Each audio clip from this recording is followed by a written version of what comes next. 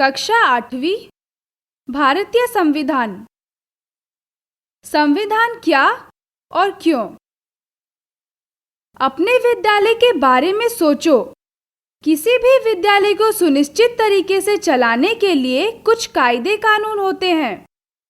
जैसे बच्चों के विद्यालय में नामांकन के लिए एक निश्चित उम्र और समय का होना, हर एक कक्षा का एक निश्चित पाठ्यक्रम होना, प्रत्येक विषय के लिए योग्य शिक्षक शिक्षिकाओं का होना तथा एक प्रधान शिक्षक का होना जिस पर पूरे विद्यालय को सुचारू रूप से चलाने की जिम्मेदारी होती है।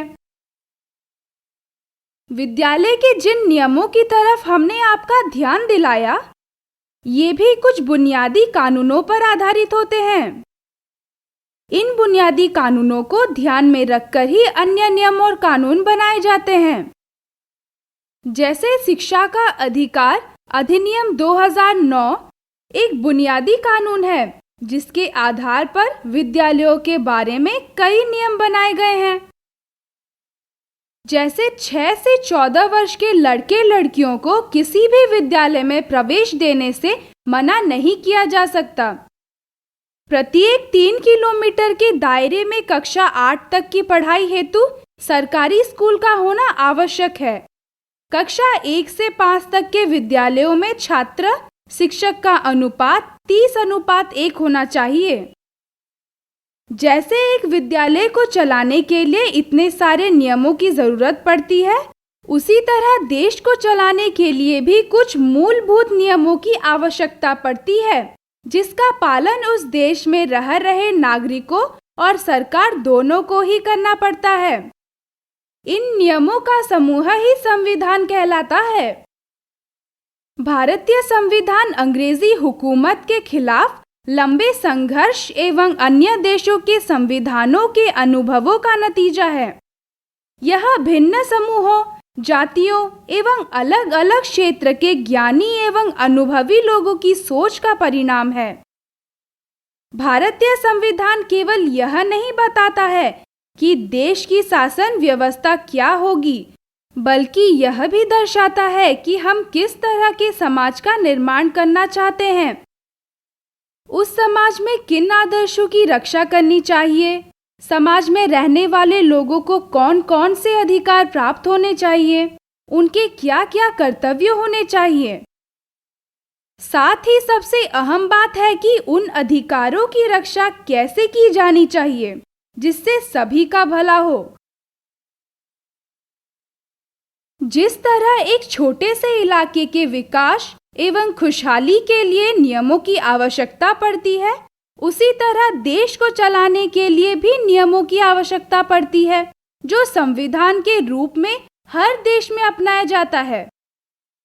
संविधान केवल नियमों एवं कानूनों का संग्रह ही नहीं है जो समाज के राजनीतिक पहलू को बताता है, बल्कि यह लोगों के दैनिक जीवन के क्रियाकलापों को भी कहीं ना कहीं प्रभावित करता है। संविधान सरकार को जनहित में कार्य करने की दिशा देता है जिससे सभी लोगों का, खास तौर से समाज के पिछड़े और कमजोर वर्गों का विकास हो सके।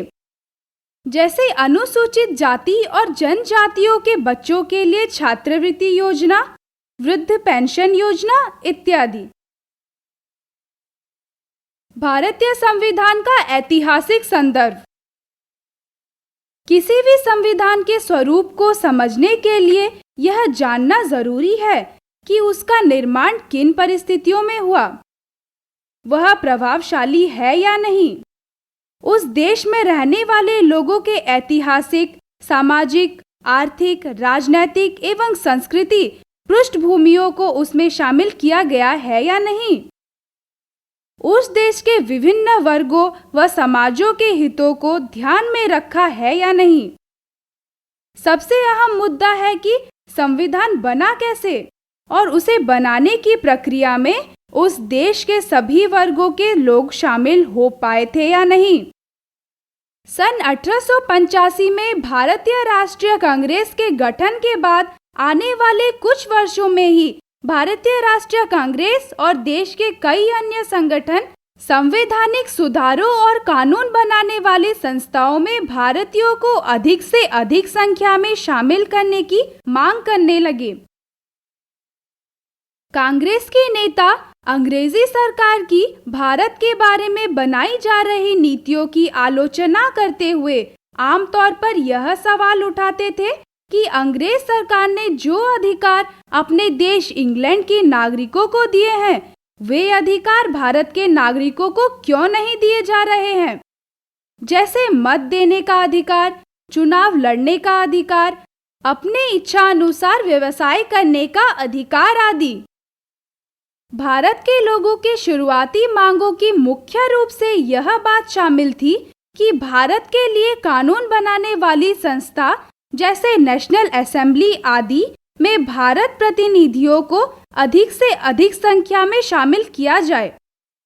असेंबली में बजट पर प्रश्न पूछने का अधिकार दिया जाए एवं भारत के न्यायाधीशों को यूरोप में तथा अन्य देशों तक इंग्लैंड के नागरिकों के खिलाफ मुकदमे सुनने का अधिकार दिया जाए।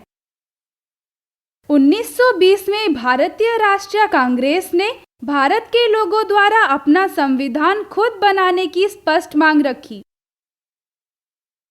सन 1931 में कराची में हुए भारतीय राष्ट्रीय कांग्रेस के अधिवेशन में भारतीय संविधान की रूपरेखा से संबंधित प्रस्ताव पेश किया गया। इन दोनों प्रस्तावों में कुछ बुनियादी मूल्यों का समावेश किया गया था, जैसे सार्वभौमिक वयस्क मताधिकार, स्वतंत्रता और समानता का अधिकार, संसदीय एवं उत्तरदायी सरकार एवं अल्पसंख्यकों के अधिकारों की रक्षा। 1934 में एक स्वतंत्र संविधान सभा की मांग की गई, जो द्वितीय विश्व युद्ध के दौरान और तेज हो गई। अंततः दिसंबर 1946 में संविधान सभा का गठन किया गया, जिसके अंतरिम अध्यक्ष डॉक्टर सच्चिदानंद सिन्हा थे और उनकी अध्यक्षता में डॉक्टर राजेंद्र प्रसाद संविधान सभा के निर्वाचित अध्यक्ष बनाए गए। ये दोनों विभूतियां बिहार के निवासी थे। भारत का संविधान उद्देशिका। हम भारत के लोग भारत को एक संपूर्ण प्रभुत्व संपन्न, समाजवादी, पंथनिरपेक्ष, लोकतंत्रात्मक गणराज्य बनाने के लिए तथा उसके समस्त नागरिकों को सामाजिक, आर्थिक और राजनैतिक न्याय, विचार अभिव्यक्ति, विश्वास, धर्म और उपासना की स्वतंत्रता, प्रतिष्ठा और अवसर की समता प्राप्त कराने के लिए तथा उन सब में व्यक्ति की गरिमा और राष्ट्र की एकता और अखंडता सुनिश्चित कराने वाली बंधुता बढ़ाने के लिए दृढ़ संकल्प होकर अपने इस संविधान सभा में आज तारीख 26 नवंबर 1949 मिति मार्ग शीर्ष शुक्ला सप्तमी संवत 2006 विक्रमी को एतद द्वारा एवं इस संविधान को अंगीकृत, अधिनियमित और आत्मर्पित करते हैं। संविधान के बुनियादी मूल्य। किसी भी देश के संविधान के उन मूल्यों को बुनियादी मूल्य कहा जाता है जो उस देश के समाज के आदर्श रहे हों और लोगों के जीवन को खुशहाल बनाने में सहायक हो। भारत के संविधान के निर्माण के समय भी ऐसे आदर्शों को संविधान के मूल्य के रूप में पहचाना गया, जिन आदर्शों को भारत के लोगों ने सदियों से अपनाया था। ये आदर्श और विश्वास आजादी के आंदोलन के दौरान भी भारत के लोगों के संघर्ष का मुख्य केंद्र रहा। इन मूल्यों में लोकतंत्र, स्वतंत्रता, समानता, न्याय व धर्मनिरपेक्षता प्रमुख मूल्य है। भारत में आजादी के दौरान एक आम सहमति बन चुकी थी कि भारतीय शासन व्यवस्था ऐसे लोकतंत्र पर आधारित होगी जिसमें सभी की समान भागीदारी हो। स्वतंत्रता। लोकतंत्र की सफलता का मुख्य आधार उस देश में निवास करने वाले लोगों की स्वतंत्रता से है। जरा सोचिए, यदि लोग अपने विचारों को स्वतंत्र रूप से व्यक्त नहीं कर पाते तो क्या उनके द्वारा चुने गए प्रतिनिधि उनके हितों की रक्षा कर पाते? यही कारण है कि नागरिक स्वतंत्रता को भारतीय संविधान में एक विशेष स्थान दिया गया है। समानता की समझ। भारतीय समाज में जाति, लिंग तथा धन की असमानताएं बहुत स्पष्ट तौर पर देखी जा सकती हैं। आजादी के आंदोलन के दौरान हमारे नेताओं ने इन असमानताओं को दूर करने के लिए कई तरह के प्रयास किए।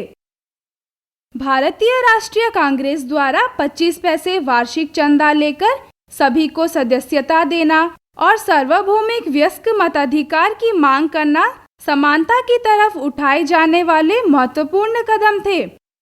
संविधान सभा द्वारा जब संविधान लिखा जा रहा था तो समानता के मूल्य को संविधान में उचित स्थान देने की कोशिश की गई थी।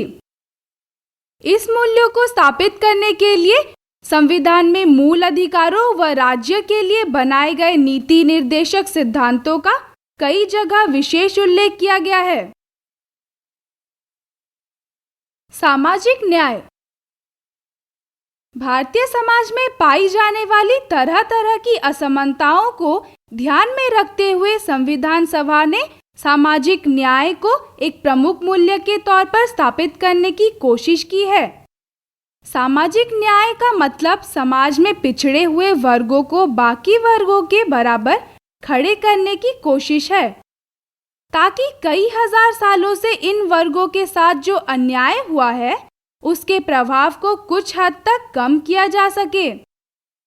सामाजिक न्याय को एक ठोस रूप देने के लिए संविधान में कई तरह की बातें लिखी गई हैं, जिनके आधार पर केंद्रीय और राज्य सरकारें सामाजिक रूप से पिछड़े वर्गों और महिलाओं के लिए कई तरह की योजनाएं बना रही हैं। हमारे बिहार राज्य में भी राज्य सरकार द्वारा कई योजनाएं बनाई जा रही हैं, जैसे अनुसूचित जातियों और जनजातियों के छात्र छात्राओं के लिए आवास की व्यवस्था, खास जरूरतों वाले लोगों को विशेष सुविधाएं प्रदान करना जैसे रैंप बनाना, पहिए वाली कुर्सियों का प्रबंध इत्यादि।